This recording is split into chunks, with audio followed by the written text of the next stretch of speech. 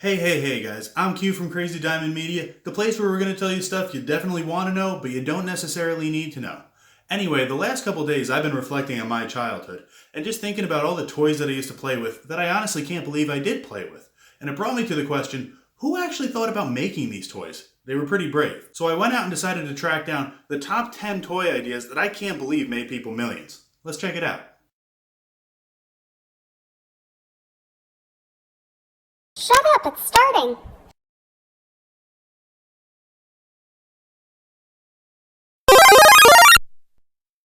So if you're my age and unfamiliar with wacky wall walkers, walk this way and I'll tell you how it goes. I'm just kidding, don't run away because I said that. Wacky wall walkers were the brainchild, maybe step-brainchild, of a Japanese-American inventor named Ken Hakuda. Also known as Dr. Fad, which sounds like a really lame superhero or supervillain, but trust me, Ken's no laughing matter. Apparently, the story goes that Ken's mom sent him a couple of these things when she was living in Japan, and Ken was just so engrossed with them, with how they could stick to anything. They could stick to glass, they could stick to walls, you could wash them off, and they'd keep sticking no matter what.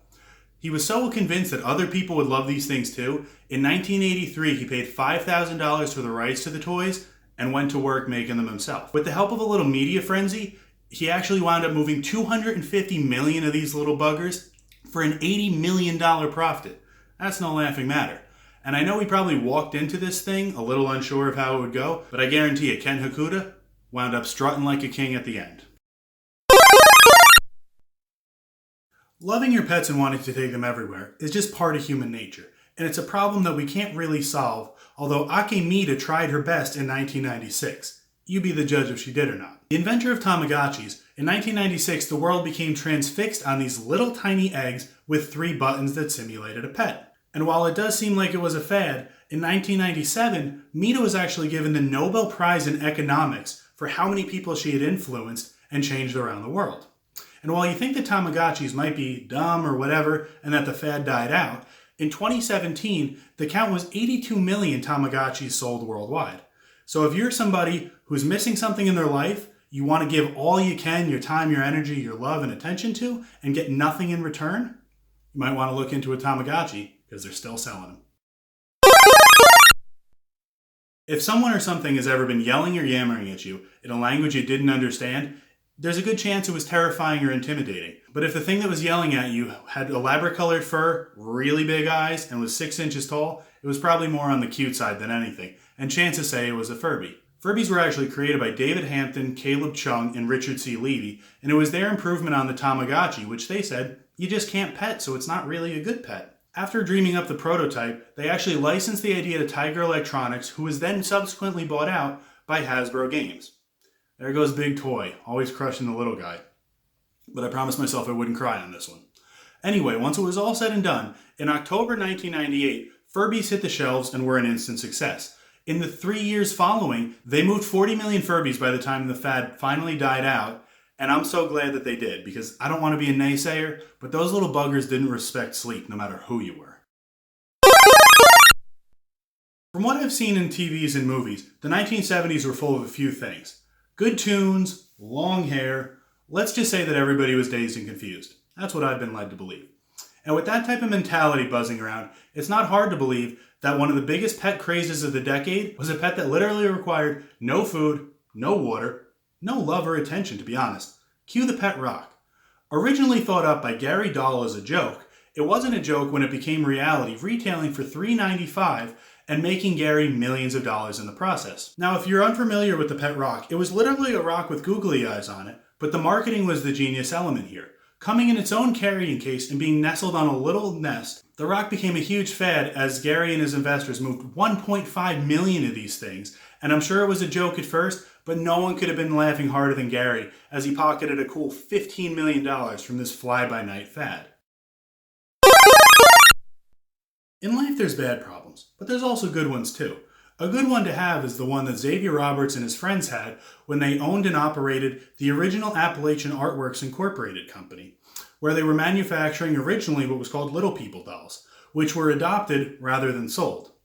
Changing the name eventually to Cabbage Patch Kids, The dolls were an instant success as soon as they hit the shelves, with demand becoming so large that in 1982 they actually had to sign a deal with COLECO to keep up with production. However, it didn't get any better from there, because in 1985, with $600 million in sales, Hasbro actually had to step in to meet demand, and it still wasn't enough. Now, Xavier Roberts was an art student, and I doubt he ever could have painted a future so bright for himself with the Cabbage Patch Kids dolls. But if he could, he probably would have called them Lettuce Patch Kids instead, right? Because you know lettuce, money. I'm trying here, people.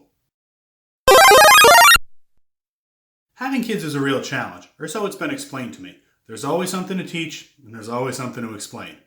And I'm sure it's rewarding to teach kids things, but it will probably never be as rewarding for anyone else as it was for Scott H. Stillinger. Scott was trying to teach his kids how to play catch, and they weren't exactly understanding the concept. So, faced with this challenge, he decided to put his Stanford engineer-trained brain to work to come up with a solution. What he came up with was the original design for the koosh ball, and he knew he was onto something right away when both he and his brother-in-law quit their jobs to manufacture koosh balls full-time. Looking back, it seems like they made the right bet on themselves, because after selling 50 million koosh balls, they sold their company odds on and went on to live what I have to assume was a pretty kooshy lifestyle. Every day around the world, people are willing to trade stocks with the hope of making it big with that one stock.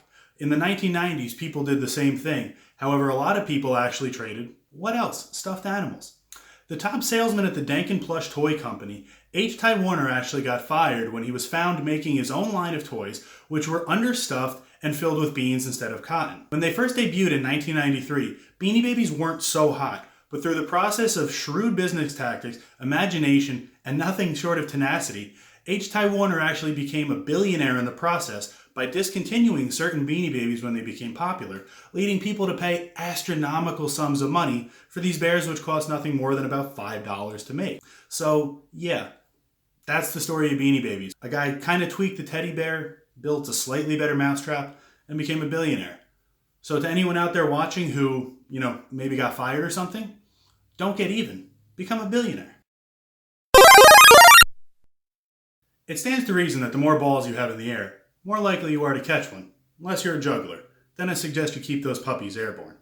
Robert Croak was one of these people who believed in the more balls in the air theory. However, he was never actually able to catch one, until when he was in China in 2006, he attended a trade show and saw designer-shaped rubber bands and decided that it was a good idea. Coming back to the States, he reflected on it and decided that he was going to make his bands more detailed, thicker, and bigger. Because this, folks, is America. Calling the product Silly Bands, they were an instant hit, and at the height of their popularity, Croak found himself moving 1 million packages of Silly Bands a week. However, now that things have cooled off in later years, Croak says that he doesn't actually mind because he made his money, and he also knows that history has a way of repeating itself. So don't be surprised if we ever see Silly Bands snapping back into popularity. Ow. They say that beauty is in the eye of the beholder, and while I don't recommend you holding beads, Richard Kerr and Arthur Mellon are two people who know this statement to be truer than anyone. While twirling hoops around different parts of the human body has been around for centuries, these two decided to monetize it after they saw Australian school children moving wooden hoops around their waists in gym class.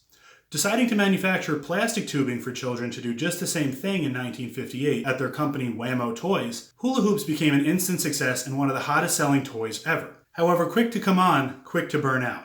Hula hoops only lasted a few months, but their impact still remains. So don't be surprised if we ever have another hula hoop mania on our hands, because like they say, if you throw a hula hoop, it's more than likely going to come back to you. Oh no, wait. That's boomerangs.